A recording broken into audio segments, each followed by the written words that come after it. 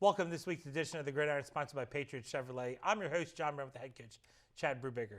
Springford clinched the Liberty Division with a 35-6 defeat of Norristown.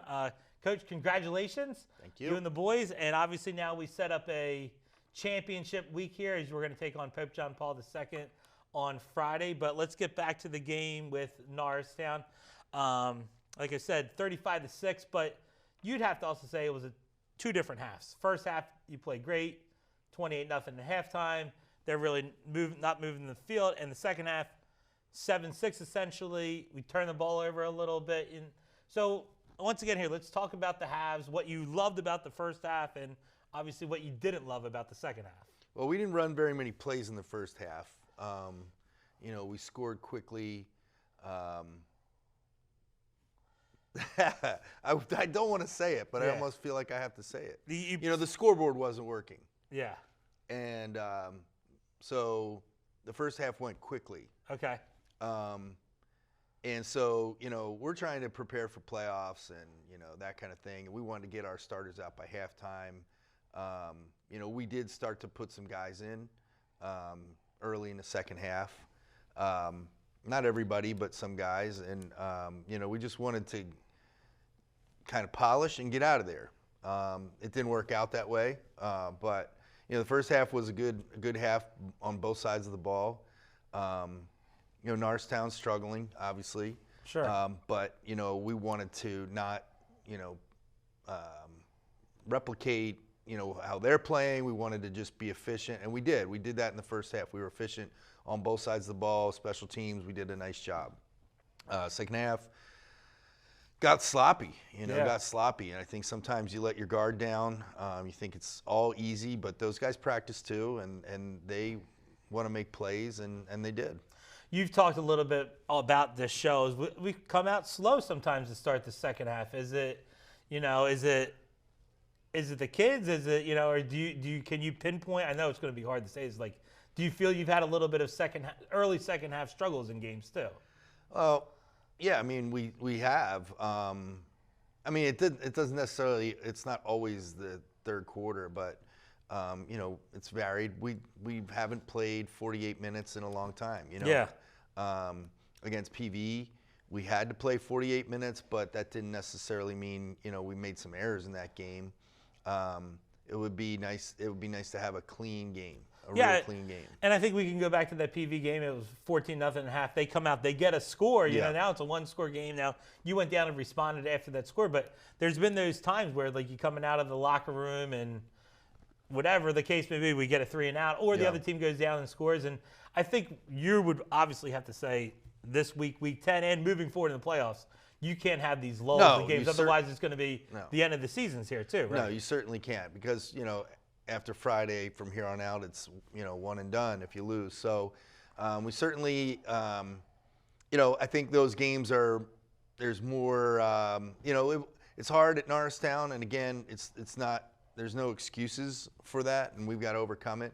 But it's the atmosphere is not say like it is against PV or someone like that. So, but we got to overcome that. And I've asked the kids, like, are you extrinsically motivated or are you intrinsically motivated? In other words, like, do you need the music? Do you need the fans? Do you need the band? Do you need the cheerleaders? Do you need, a huge opposing student section? Yeah. Like, you shouldn't need that. But again, we're talking about high school kids, high school kids, and sometimes, for them to focus in 2023 for 48 minutes is not the same. Sure.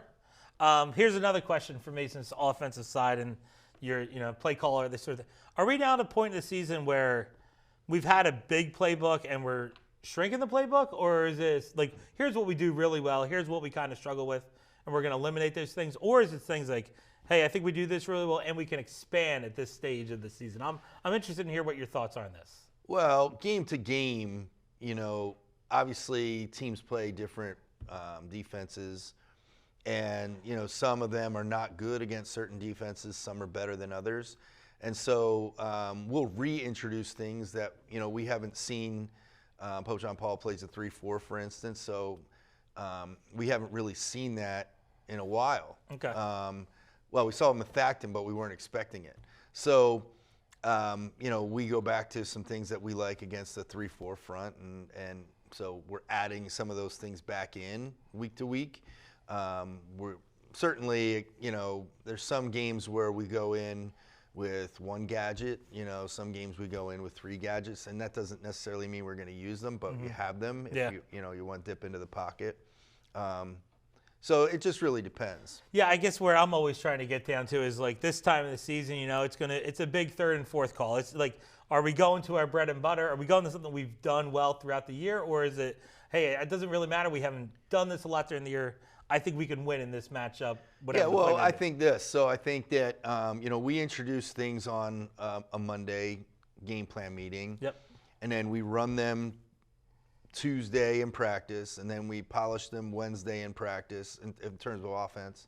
And then Thursday we see, I decide, have we done it well enough? Do we understand what we're trying to do to include it in the pregame script? And if we have, we'll put it in there. If not, we'll scrap it. If it's not something that's critical. Yeah, I'm always intrigued by that aspect, and they talk about that a lot in the NFL. You hear their first 10 plays are scripted. They're running these no matter what. Yeah. And I know that's not you. I kind of actually did that Friday. A little bit of we're going to run this. Yeah, we just want to put some things on film, and we did that. Yeah, I think we ran it in the first maybe 10, 12 plays, probably at least 10 different formations. So, we want to put them on film and make people prepare for them and go from there. Yeah, and I like the answers here. And like I said, I'm like the guy in the crowd. I want to hear what's going. I'm transparent, man. I love that stuff about it. All right, let's check out the offensive highlights from Springford Norristown. Offensive highlights are brought to you by Dimitri's Pizza. There we go. We had a pretty good crowd on Friday night. You can see there. This is probably the second play of the game. And Matt just aired it out there to Mason Scott, who split the safety in the corner. And Matt just put it right on the money to him for about a 50-something yard gain. All right, here's a nice screen pass to Jamal Lewis. Everybody gets out in front. You see Jaden McLeod leading down through, gets a couple blocks, and we get inside the 10. I haven't seen a ton of screens here. I like this action here, Coach. Like that. All right. Luke Eller picks the guy off. You see Mason Scott with a nice block, and then Jaden McLeod's trying to block the whole team. So he did a nice job getting down the field. This is Jordan Marsilio, who catches a slant and then actually gets back outside. Now, should he come to a stop here, or you want him to keep coming across here? Well, he saw that kid right there, whether it was a safety or overhang. And he put the brakes on and go back outside. Here's a touchdown to Ryan Kirchner, little shovel pass. Ryan Kirchner gets across the goal line. Really nice job there by Matt reading the end. So Matt, I guess, has some options. He can give to Lewis, he can keep it himself, or he's got the Our shove guard line. was not supposed to block the end there. He was supposed to turn up, which is why Ryan got hit at the goal line. But Jamal Lewis here on a pin pull play where you see we'll block down, and then guys are pulling around. They do a good job stringing it out, and then Jamal cuts. Makes the guy miss at the end there, yeah. This is a really nice throw and catch. I wasn't sure Matt was going to make the throw there, but he just put it at the right spot, and Bilal Abdulrahman picked it for a touchdown. It's a great job. You see there, he got his foot down. That's kind of a wheel route from you. Oh, little trickeration. Bendowski throwing the ball for you. You see Matt come up. We act like it's quarterback sneak, and then Kirchner catches the ball. Now, I'm going to ask you here is that once again, I know we've talked. I'm a worst case scenario. That hits Zollard. That's a pretty precise snap you need right there. It's where Zollars would be normally. Okay, he was. But it's got to go through. It's got to go through Zollard. He's tall, dude. Okay, I'm a worst case. We practiced that since the summer. Honestly. Okay, all right. So once again, I'm like, get in the goal line and. Yeah. But all right, Coach. Well, good stuff right there. Yeah, thanks. All right, we're going to take a quick commercial break, and we'll be back with the defensive highlights from Springford Norristown. The family's visit to the forest inspired a beautiful question. Mother, mother, am I a tree? You tell me to stand tall. You tell me to stay rooted. I think I am a tree. My child, of course you are. But what kind of tree will you be? The kind to hug or the kind to climb? Doesn't matter what you choose, so long as you choose to be a tree that's kind. Make the forest part of your story at a park near you. Find one at discovertheforest.org. I'm Jenny Garth, and as a mother of 3, I know kids worry about a lot of things. Getting enough food to eat shouldn't be one of them. But here in America, that is a real worry for 1 in 5 children. This is unacceptable, and something Feeding America is working to solve. Through a nationwide network of food banks, Feeding America serves virtually every community in the United States, including yours. See how you can help your community. Visit feedingamerica.org. Together, we can solve hunger. Together, we're Feeding America. Welcome back to the Gridiron, sponsored by Patriot Chevrolet. I'm your host, John Brown, with head coach Chad Brubaker.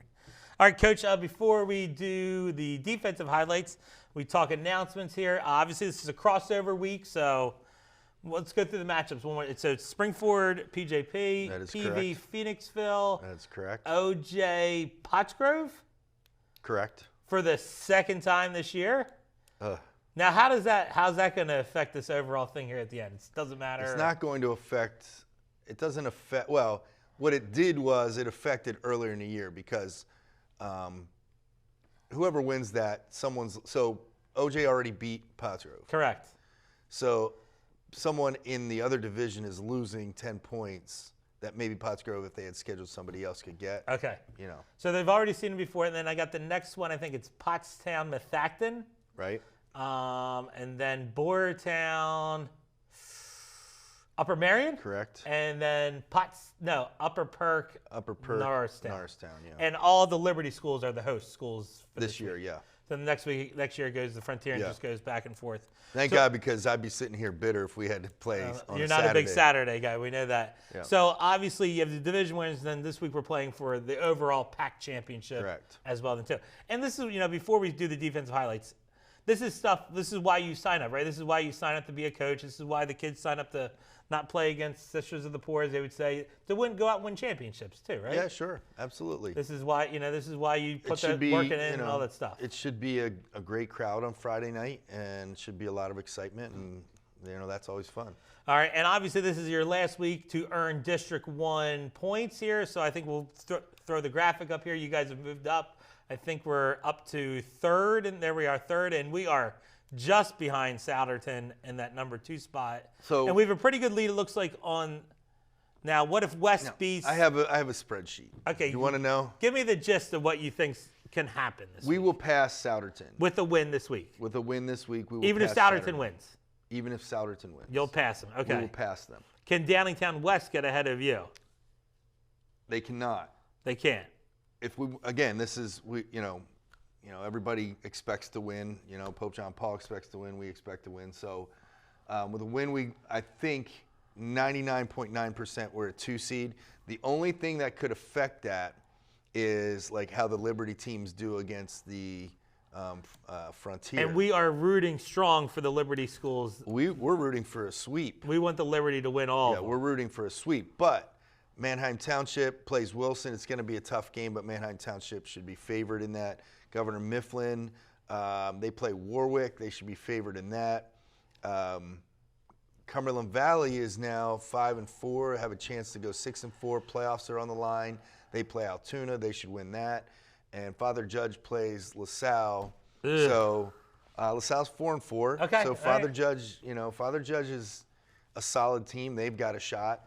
So, though we should definitely get 30 points there. And then, obviously, the more Liberty teams that win, the better for off. us. Okay. And obviously, this will become final, I would say, Sunday. Sunday morning at 10 o'clock, I have a meeting. Actually, it's not.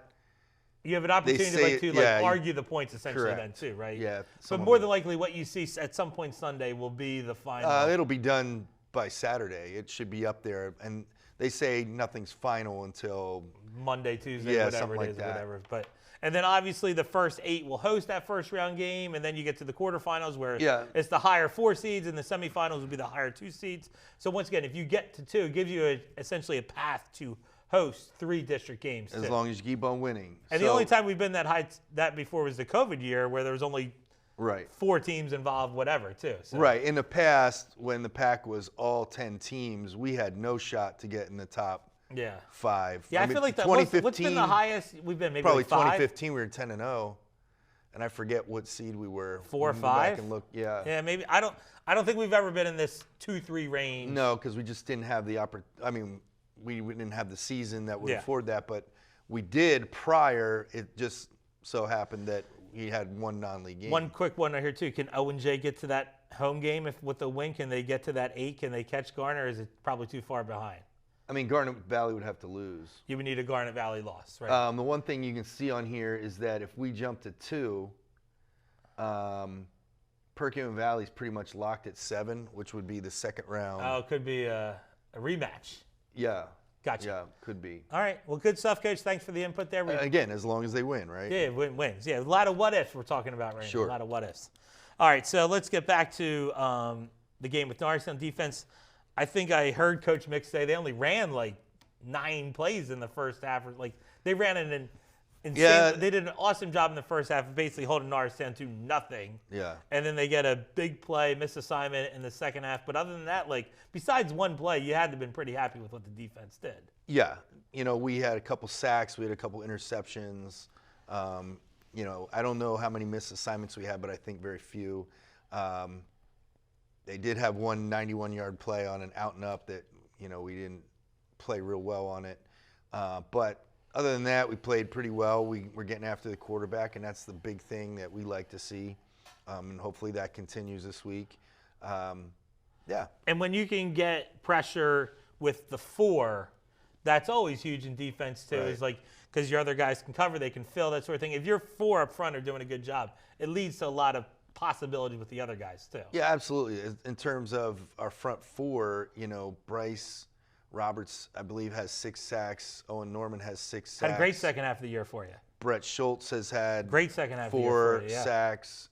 Evan Sherminsky's had, I think he's around 4. So this team actually, you know, we haven't told them, and I don't know if they watch this, but they have a chance to set a school record for sacks. In a season. Set back when, I forget which year it was, but they have an opportunity to do that. Yeah, so like you said, that's what you love to see is get pressure from that front 4. And let by the way, other I guy- didn't mention the linebackers. So that is the front 4 that are getting that pressure. Yeah, that's what I'm saying. You can, and then yeah. you can lead your linebackers to blitz. They can Yeah. cover. It gives them a lot more Yeah. freedom to help you guys out on the Right. defense too. All right, let's check out the defensive highlights from Springford, Norristown. Defensive highlights are brought to you by Floor and Decor. So getting pressure on the quarterback. Instant pressure. Instant pressure. There's Evan Sherminsky. There's Giassi Ramu. There's Brett Schultz. Brett, they force him back into Brett, and Brett makes the play there. What's their? Is it white or the light blue? Their number?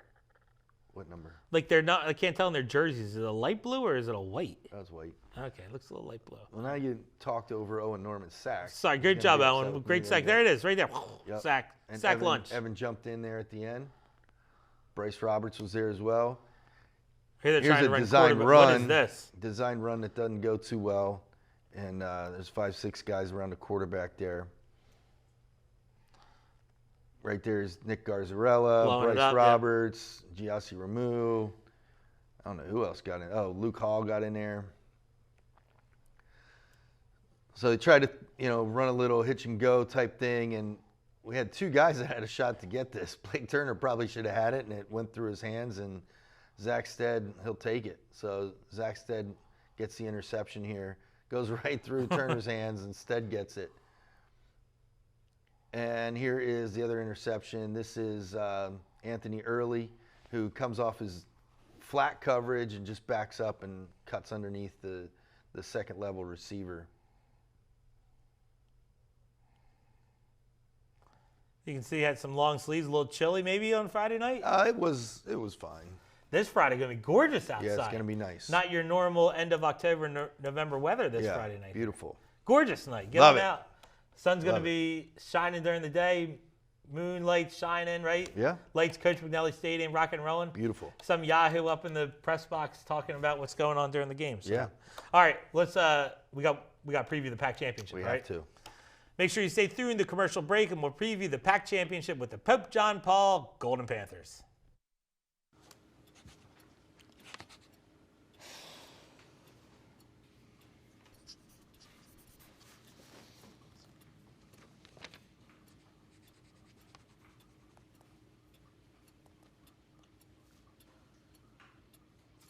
love them enough to relearn math so you can teach them math, then surely you'll check nhtsa.gov/the right seat to make sure they're correctly buckled in the back seat.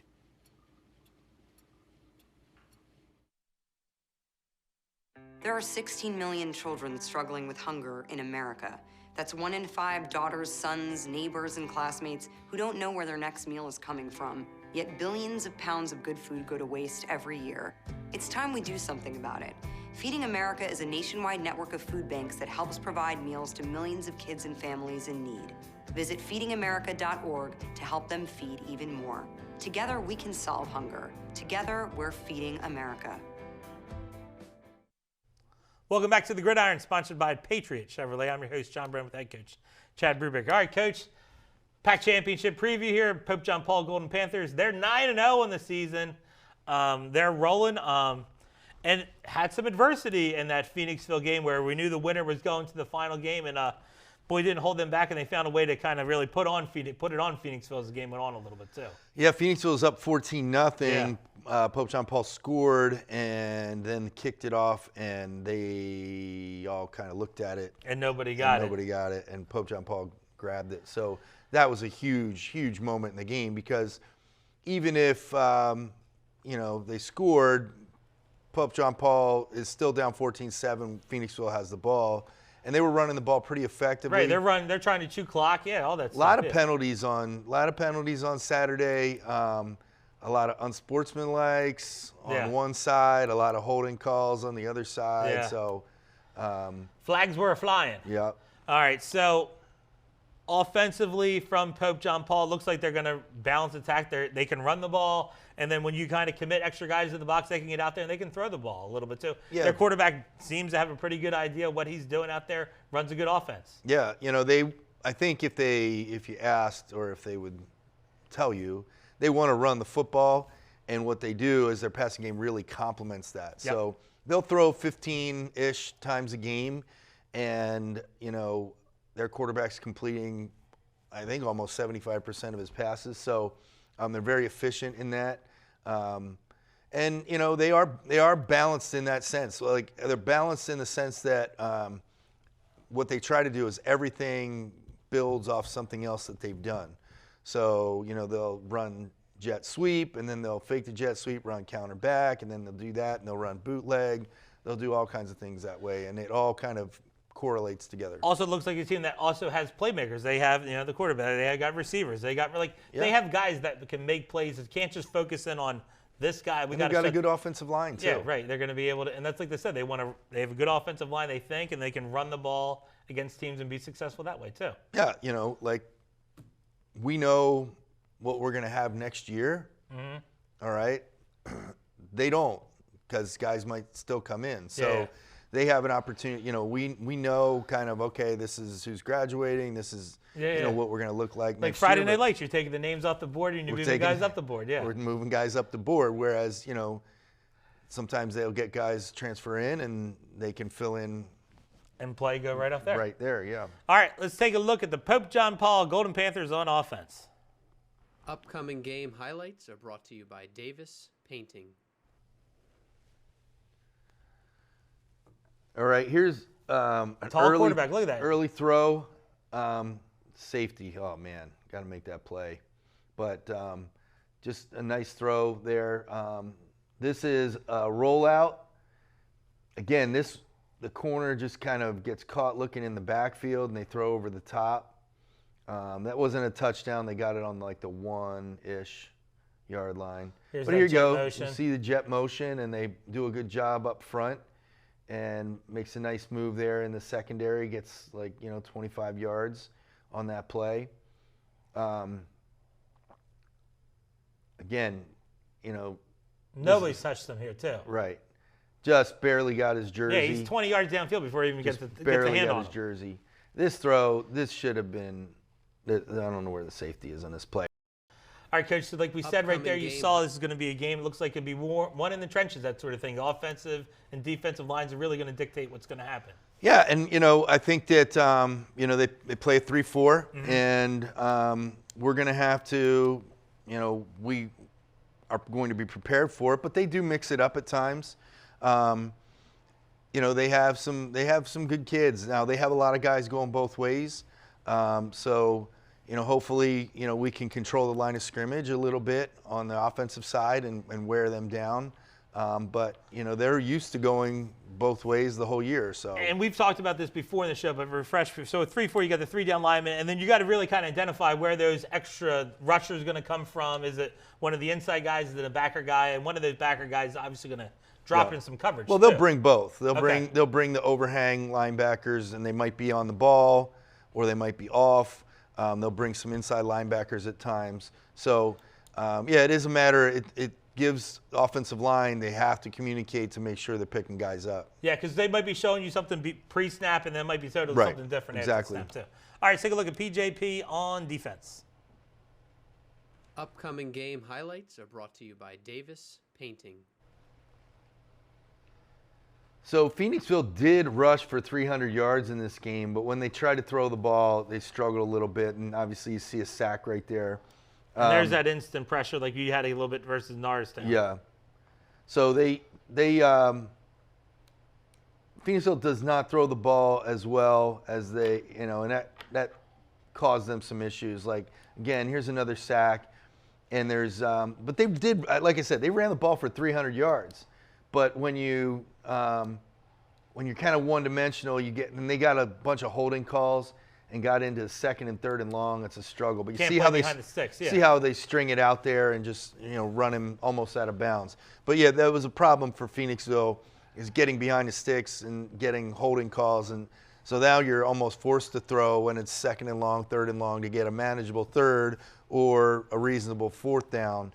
And that was a struggle for them. And as cliche as we say so many times here, this is a game, don't turn the ball over, play clean football. You like your chances of winning the game, right? Sure. You're going to turn the ball over, have a lot of flags on the field against you. It's going to make your job that much harder. Yeah, Phoenixville had 2 interceptions. They had 1 right at the end of the game. So those things kill you. Yeah.